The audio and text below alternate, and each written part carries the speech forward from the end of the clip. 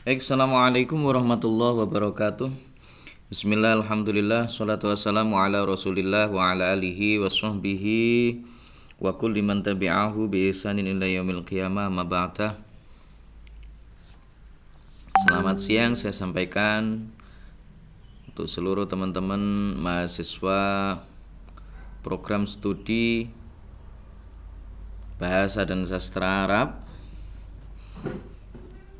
Bagaimana kabarnya hari ini? Mudah-mudahan semuanya dalam keadaan sehat walafiat sehingga bisa menjalankan seluruh aktivitas sehari-hari dengan baik, dengan lancar, tanpa ada halangan suatu apapun. Baik, terima kasih teman-teman sebelumnya. Untuk hari ini materi kita berkenaan dengan al-mu'arabatu wal mabniyu. Sekali lagi materi kita adalah al-mu'arabatu wal mabniyu. Mahwal i'rab. Yang pertama, apa sih sesungguhnya yang disebut dengan i'rab? Jadi di dalam bahasa Arab itu teman-teman ada yang disebut dengan i'rab. Satu kaidah yang tidak akan pernah kita temukan di luar bahasa Arab. I'rab disebutkan al-i'rabu huwa taghyiru awakhiril kalimi takdiran aw lafdhan li ikhtilafil awamilid dakhilati. Yang dimaksud dengan i'rab yaitu perubahan akhir dari kalimat baik dari sisi kira-kiranya takdiran maupun lafadznya disebabkan karena berbeda-bedanya amil yang masuk. Itu namanya adalah i'rab.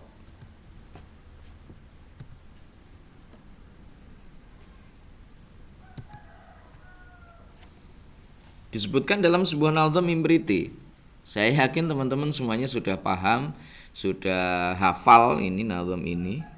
Karena teman-teman jurusan BSA pasti banyak yang alumni dari pondok pesantren. Ya'rabuhum taghyiru akhiril kalim takdiran aw lafdhan li'amilin ulim. Jadi i'rabnya para ulama ahli nuhat yaitu perubahan akhir dari kalimat baik dari sisi kira-kiranya ataupun lafadznya karena amil yang diketahui.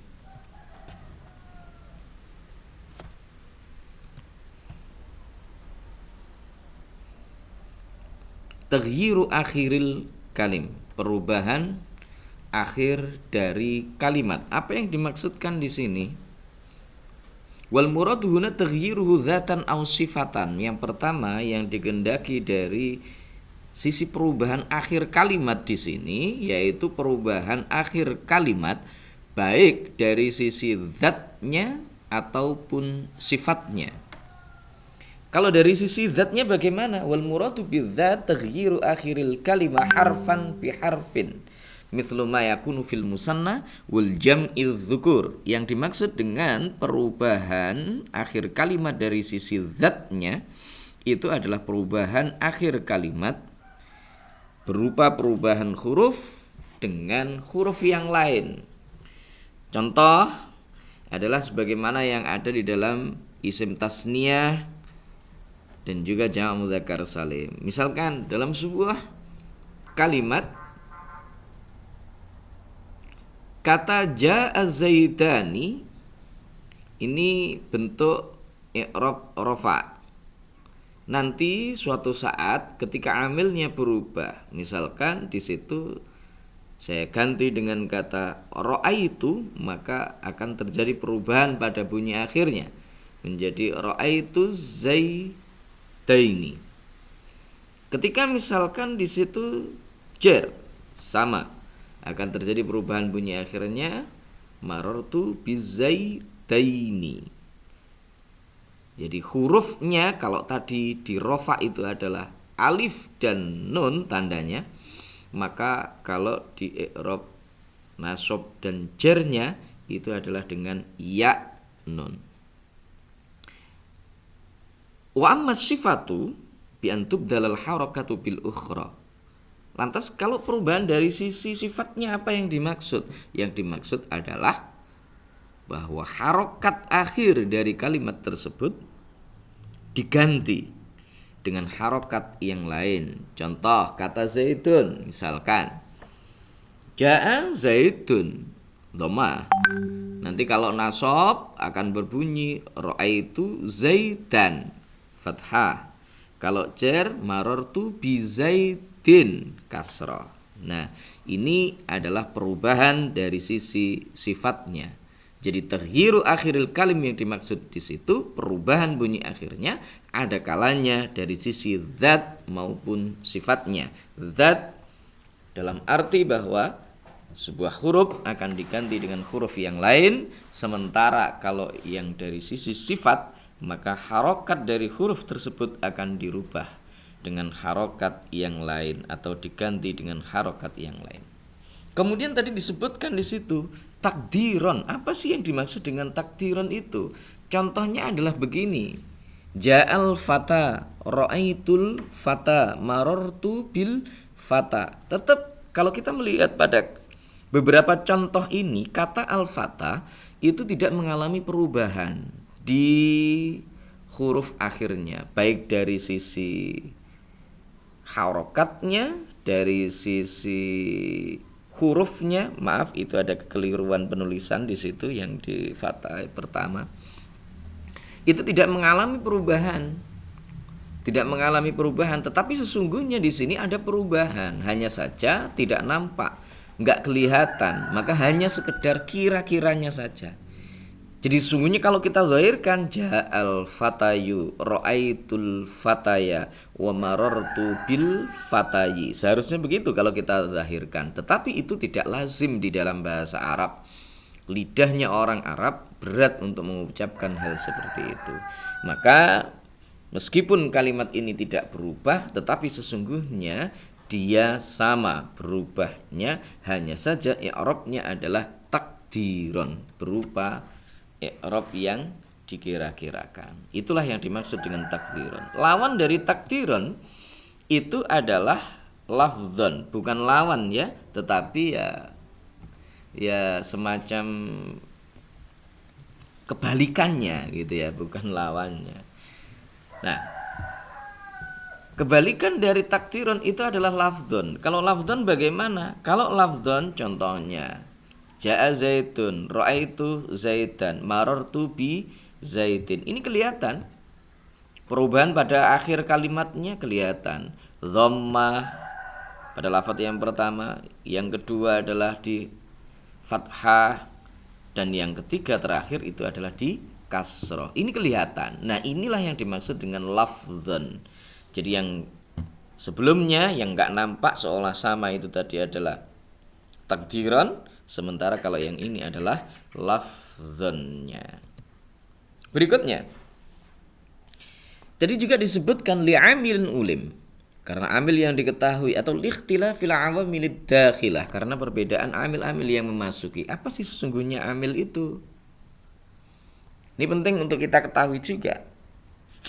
Yang dimaksud dengan amil itu huwa ma bihi yataqawwamul ma'nal muqtadha lil i'rabi sawa'un kana lafziyan au ma'nawiyan. Yang dimaksud dengan amil itu adalah kalimat atau lafaz yang dengan kalimat atau lafaz tersebut maka makna yang dikehendaki oleh i'rab itu bisa berdiri, artinya bisa ditemukan, bisa sempurna. Baik bentuk kalimat tersebut atau lafaz tersebut berupa lafziyan, berupa lafaz, artinya kelihatan, ada bentuknya kalau kita melihat, au maknawiyan, ataupun itu bersifat maknawi, nggak kelihatan, nggak nampak. Contoh, kalau misalkan di lafzian, kalau yang lafzian tampak seperti tadi ja'a zaitun, ja'a itulah amilnya, karena kata ja'a itu kemudian berpengaruh kepada zaid, yang zaid itu adalah fa'il dari kata ja'a. Kemudian ketika marar ra'aitu, maka Ra'aitu itu mempengaruhi Zaid yang menyebabkan si Zaid itu bukan lagi menjadi seorang fa'il, melainkan dia adalah maf'ul. Gitu. Kemudian kalau bi Zaidin maka nanti adalah majrurnya. Jadi di situ amilnya kelihatan lafzian. Lafzian kelihatan. Nah, kalau yang manawiyan bagaimana? Kalau yang manawiyan nggak kelihatan. Contoh misalkan ada kalimat atau jumlah Zaitun qaimun amamal baiti. Kata zaitun, kenapa zaitun itu dibaca marfu? Secara lafadz kita nggak akan melihat di situ, nggak akan kelihatan lafadz yang mendahului kata zaitun itu. Tetapi sesungguhnya di situ ada sesuatu yang menyebabkan zaitun itu menjadi marfu.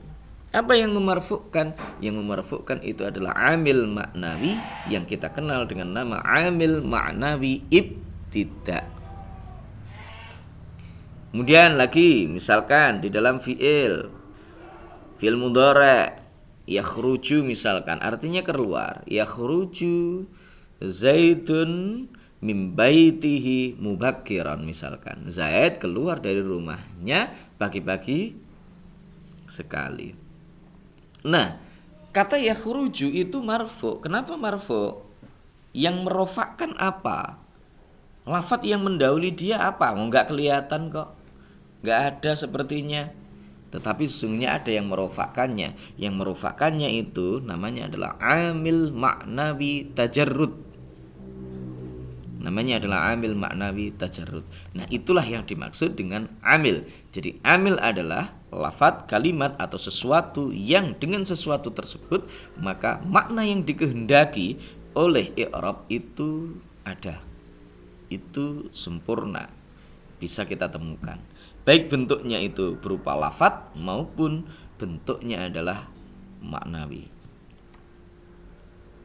Nah, berikutnya ada berapa macam i'rab di dalam bahasa Arab itu? Pembagian i'rab di dalam bahasa Arab itu ada 4 macam. Yang pertama adalah i'rabur raf'i. Yang kedua ada i'rabun nasbi. Yang ketiga ada i'rabul khafdhi bil jarri dan yang keempat adalah i'rabul jazmi. Jadi ada 4 perubahan ini. Ada 4 jenis i'rab itu. Ada 4 jenis i'rab. Nah, dari keempat jenis i'rab ini maka para ulama membaginya menjadi 2 macam. Yang pertama adalah al-mushtarak bainal ismi wal fi'li. Yang mushtarak antara kalimat isim dan juga fi'il.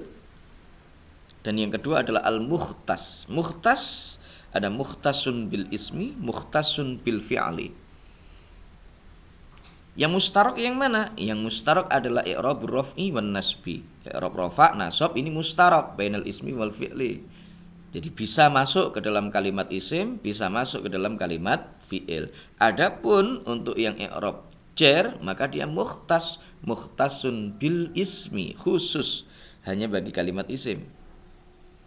Yang fi'il i'rabul jazmi itu mukhtas untuk kalimat fi'il. Jadi ada 4 jenis i'rab di dalam bahasa Arab yang kemudian terbagi menjadi 2 macam, yaitu al-mushtarak bainal ismi wal fi'li dan juga yang mukhtas, mukhtasun bil ismi wal mukhtas bil fi'li. Berikutnya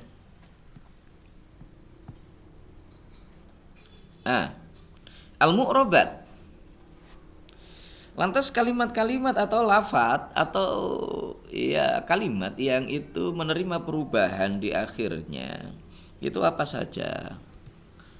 Al-asma'u kulluha mu'rabatun idh la tushbihu bi shibhin tuqarribuha minal huruf. Seluruh kalimat isim itu mu'rab, menerima perubahan selama tidak memiliki kemiripan yang mendekatkan kalimat isim tersebut dari kalimat huruf. Jadi seluruh kalimat isim semuanya nanti mu'rab selama tidak menyerupai kalimat huruf. Wa ghairuha minal af'ali wal huruf mabniyun illa al-fi'lal mudhari al-khaliya minan nun ay nunit tawkidi khafifatan aw thaqilah wa nunin niswah. Bagaimana kemudian dengan yang lainnya? Selain dari kalimat isim, sebagaimana yang kemarin sudah kita pelajari, ada 3 jenis kalimat di dalam bahasa Arab itu. Ada kalimat isim, ada kalimat fi'il, kemudian ada kalimat haraf. Berarti kalau selain isim adalah fi'il dan haraf. Bagaimana kalimat fi'il dan haraf? Fi'il dan haraf seluruhnya itu adalah mabni kecuali fi'il mudhari'. Ya, kecuali fi'il mudhari'. Fi'il mudhari' yang mu'rab itu adalah yang tidak bertemu dengan nun, baik nun itu taukid, khafifah, sakilah maupun nun jamak niswah.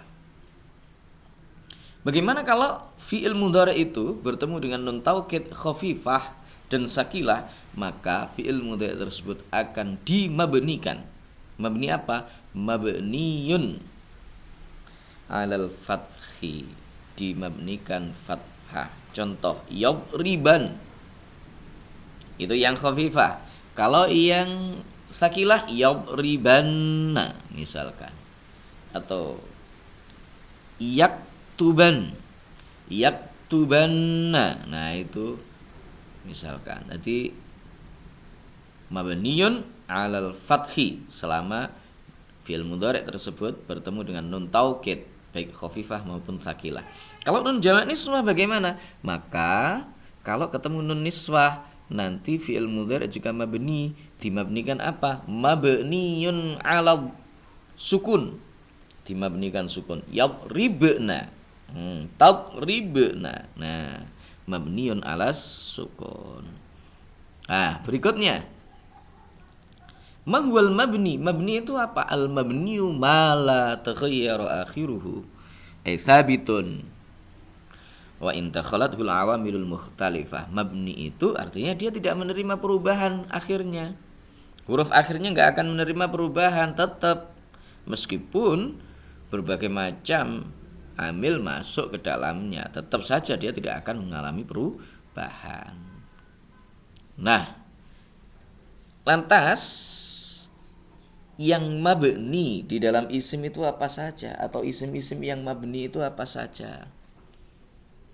Ada 6 macam. Yang pertama itu adalah asmaul dhamair, isim dhamir. Contoh huwa, anta, ana, ini mabni semuanya. Anta qaimun amamal baiti, man anta, min aina hiya, min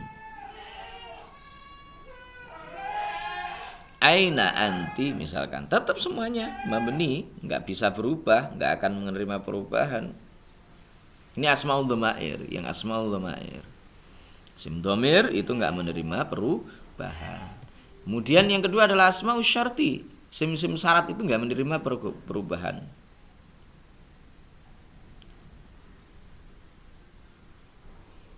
Seperti kata man, kata mata, mata takum akum.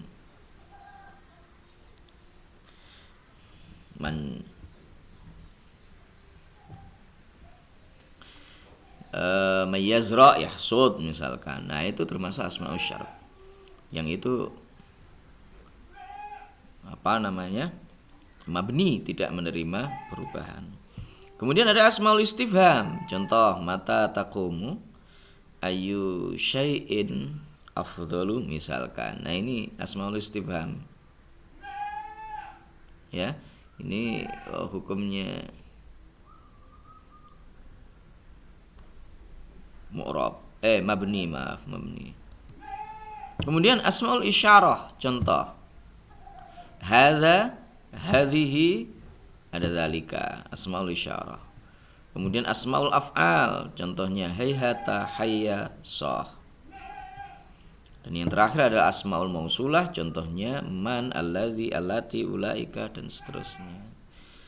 Nah itu teman-teman sekedar pengantar untuk mata kuliah kita, sebagai bekal teman-teman lebih memahami lagi tentang al-mu'rabat wal mabni, untuk memahami kalimat-kalimat yang mu'rab dan juga mabni. Terima kasih dan selamat belajar. Mudah-mudahan sukses semuanya ke depannya. Wallahul muwaffiq ila aqwamit thoriq. Billahi taufiq wal hidayah. Wa minar Rasul sallallahu alaihi wasallam asy-syafa' wa tarbiyah. Wa minal Ghaus radhiyallahu an an-nadhra wal barakah wal karamah. Wassalamu alaikum warahmatullahi wabarakatuh.